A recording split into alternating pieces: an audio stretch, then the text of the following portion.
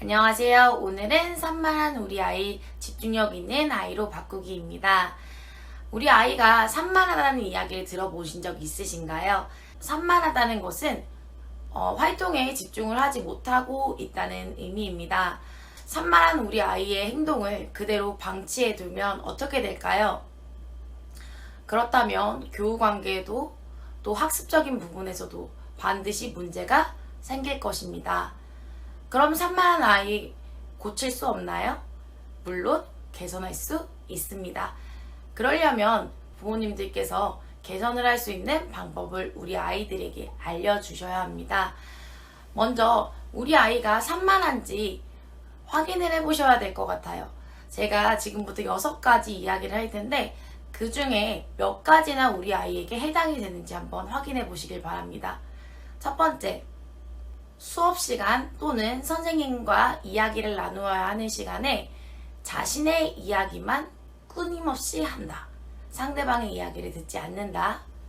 두 번째, 공공장소나 약속을 지켜야 하는 장소에서 규칙을 지키지 않고 끊임없이 뛰어다닌다.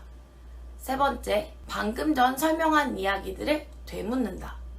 네 번째, 유치원에서 하루에 있었던 이야기들이나 준비물을 기억하지 못한다. 다섯 번째, 엄마가 심부름을 시켰는데 심부름을 하지 못하고 엉뚱한 행동을 하고 있다. 여섯 번째, 놀이를 할 때나 또는 자신이 어떠한 활동을 하고 있을 때 상대방이 말을 걸어와도 무시를 합니다. 6가지 중에서 우리 아이의 행동에는 몇 가지 정도 일치한가요? 이러한 6가지 행동은 모두 산만한 아이들이 보이는 독보적인 특징이라고 할 수 있습니다. 그럼 이러한 행동을 계속하는 우리 아이를 보고 있을 때 부모님의 마음은 어떠신가요? 속상하고 화가 나고 짜증도 나실 것 같습니다.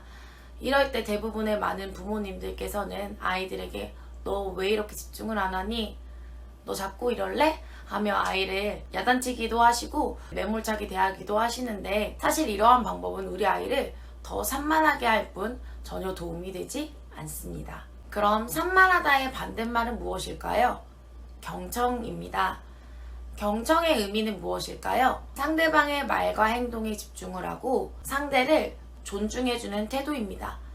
경청이 쌓이면 상대와 친밀감을 가지게 되고 신뢰를 형성할 수 있습니다. 유아기 때부터 경청하는 태도를 습득한 친구는 또래 유아에 비해서 사회관계나 인지관계가 당연히 우월할 수밖에 없겠죠. 그렇다면 우리 아이에게 경청하는 방법을 어떻게 알려줘야 되는지 5가지를 소개하도록 하겠습니다. 첫째, 아이에게 경청의 의미를 명확하게 설명해 주셔야 합니다. 사람의 행동을 변화시키려면 정확한 정보가 머릿속에 입력이 되어야 합니다. 선생님, 저희 아이에게는 꾸준히 설명하고 있는데 경청하는 태도가 길러지지 않아요 라고 말씀하시는 부모님들이 계십니다. 한순간에 지식이 행동으로 변화되는 것이 쉽지 않습니다.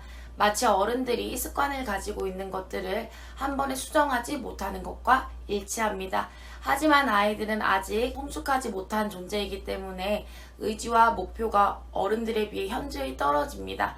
그렇기 때문에 아이들에게 더욱 빨리 수정되는 건 불가능한 일이라는 걸 아시겠죠? 그렇기 때문에 부모님께서는 포기하지 않고 1년 365일 매일매일 똑같은 태도에 대해서 격려하며 아이들의 행동에 수정이 일어날 수 있게 이야기를 해주셔야 됩니다. 두 번째, 상대방의 눈을 마주치고 상대의 이야기를 들어야 된다는 것을 알려주세요.